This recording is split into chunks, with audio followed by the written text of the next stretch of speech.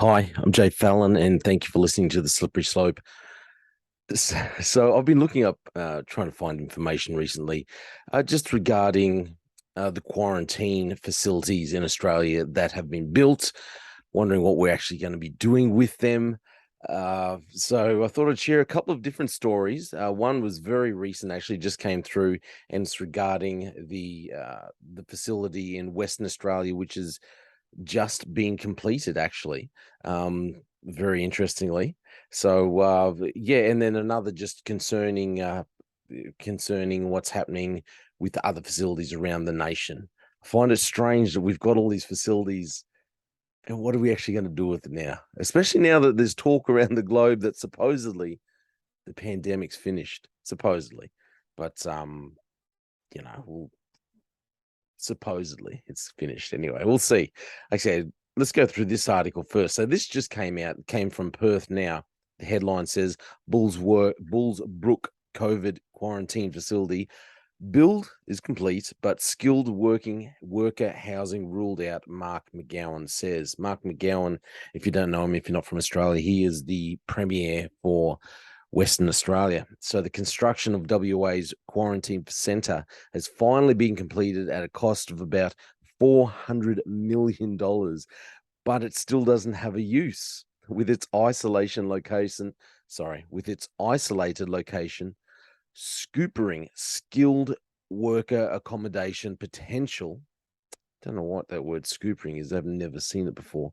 And Commonwealth detention suggestions sure to anger locals. So the Federal Finance Department, which oversaw the building of the National Centre for Resilience, that National Centre for Resilience, this is what the federal government has done. They've brought in all these government facilities that they've built, and they all come under this umbrella of the National Centre for Resilience. And we'll see later on, there's actually quite a few of these around Australia. So anyway, so the Federal Finance Department, which oversaw it, near the RAAF base, which is the Royal Air Force Base, Pierce in Bullsburg on Perth's northeastern fringe, confirmed the price tag.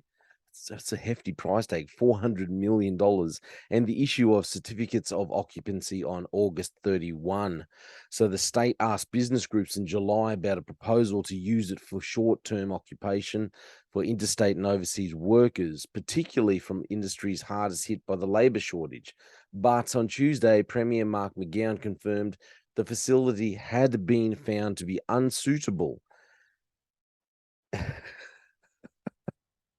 So look, I just wonder what are they going to do with it? I mean, it's only a lazy $400 million, quite a good investment. $400 million. It's a lot of money, and for this facility just to be sitting there. But look, let's have a look at another story. And this is actually talking about the investment side of things. This one here comes from Macro Business. Obviously, if you're on YouTube, you can follow along. But this one says quarantine facilities are still a sound investment. This actually came through in July of this year, 2022. So the Age editorial has demanded the $580 million 1,000 bed quarantine hub in Mickleham, Victoria, be shut down as it is no longer needed. They've said we are unlikely to get any recognition that it was a poor use of taxpayer money. What we do get is optimistic claims that it could yet be used to house Ukrainian refugees. No one knows when, but it could be, or could become an infectious diseases hospital. Funded by whom, they ask. No one knows. That it's been invaluable for quarantining members of the community, and that the federal government should have precisely begun work on the camp. That's not precisely. Anyway, it should have begun work on the camp before the pandemic struck, even though they didn't know the pandemic was coming. It would have been extraordinarily handy to have it 2 years ago, said the then Health Minister, Martin Foley. In April, he said that. But obviously they didn't know about the pandemic then. But we have to ask, why is it still operational at all? Pack it up and shut it down. The Queensland government where I live in Queensland, has built similar quarantine facilities near the Wellcamp Airport in Toowoomba, as well as Pinkenba, both of which now lay idle. So while it is true that these facilities arrived too late to prevent the spread of the virus during the pandemic's early phases, they are still a good long-term investment for the nation. What's the long-term investment? I think this story gets even weirder. This won't be the last global pandemic, and Australia must have safe quarantine facilities on standby for when that time comes. So already they're getting ready for future quarantine facility uses, for future pandemics. Obviously, we're going to need them. It says we apply a similar risk management approach to the military by having a force on standby for when a conflict arises. Australia needs to be ready to respond when the next pandemic arrives.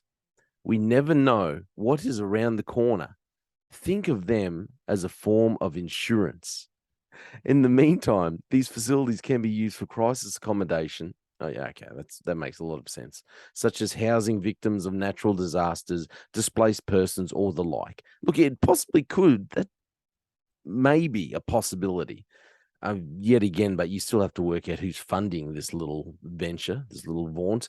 It also says, I've been highly critical of our governments over the pandemic, but that criticism does not extend to the decision to build quarantine facilities because they're a good investment, which should already have been in place when COVID hit.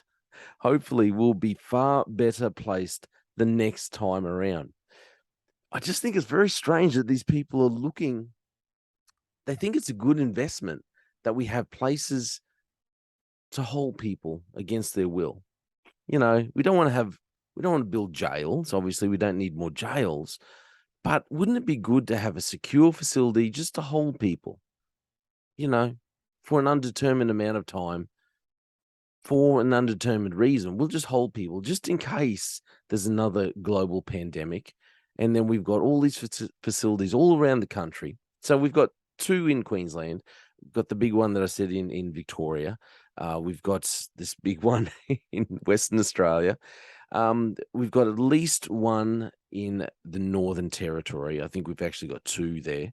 And then we've got a couple of other facilities like the ones on Christmas Island, which I believe has 3 separate facilities on that. So Australia, we've just got all these quarantine facilities just sitting ready. No one really knows what they're ready for. We're just ready just in case the Australian government feels the need to lock people up again. Apparently, that's what we do now. may I suggest, look, as you know, and I know people might have an issue with me referencing everything back to what the Bible says, but I say once again, the Bible does talk about a time in the near future, I believe it is, when people will be forced to take a mark of the beast. They will be forced to take a mark. Otherwise, you will not be able to buy or sell. I think things are going to get a lot harder. And nations like Australia, and we've seen this happen in other nations around the world, in Canada, in the US. Anyway, these nations have built these quarantine facilities because they say they're getting ready for the next pandemic.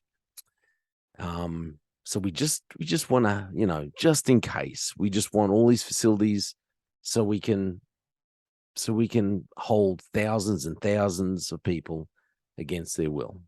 That's all. Don't worry about it. Nothing to see here. They're a good investment, apparently. I think this is I think it's very concerning. I think we shouldn't be so naive as to think that our government, no matter who's in charge here in Australia, whether it be Liberal or Labor, I think we should not be so naive as to think that the incarceration, the detention of what's supposedly free citizens would never happen again, or that this detention would only happen in the case of a pandemic. I think serious times are coming. Don't be naive to think that this won't happen. Don't be naive to think that if you say no to the government's wishes in the near future, that you're just going to be able to walk free and just go back home. I believe that these facilities have nefarious uses, potential. That's just my opinion. Thank you for listening to The Slippery Slope.